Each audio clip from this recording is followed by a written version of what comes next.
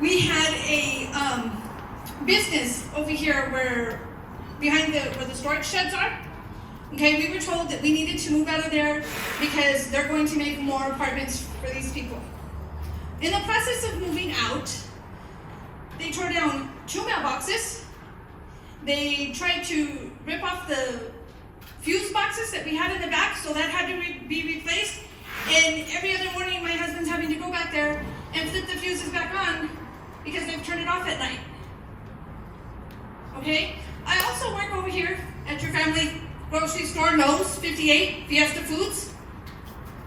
We have to close our bathrooms and lock them at 5 o'clock at night now because we've got the homeless going in there doing their drugs. I spend the majority of my shift outside in the parking lot running these people out because they're scaring my customers. Because they're scaring young kids. I had one the other night, say 2 weeks ago, in my neighbor's yard.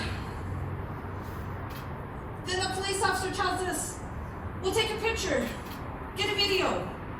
That way we know who they are. We can give them a no trespassing, but first you need to put up a no trespassing sign so that we can take them in and they know that they can't trespass on your property. We have to do all these changes, and what do they do? What do they get away with? Where are our rights? I'm not against them. I'll help them. But where are our rights?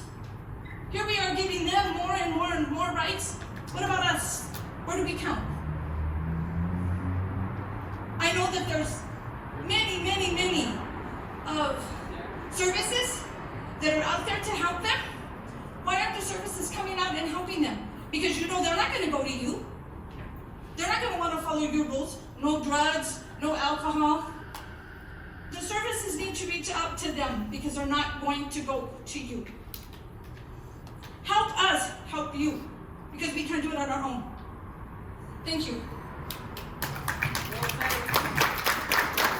My name is James, and well, we have that business there, but when they built this apartment back here, after that my business went down because I get it in the mornings and there was homeless with baskets there in front of my business, laying down on the floor. I'd have to argue with them, some call the cops to come get them away from them, and I get up in the morning, they come in, they have syringes all over, trash all over the place, and then once we finally moved there, by the time I moved there, I was doing my business out of my house, because my business went down so low that I couldn't afford to give rent for bigger business, so I'm doing it out of my house now.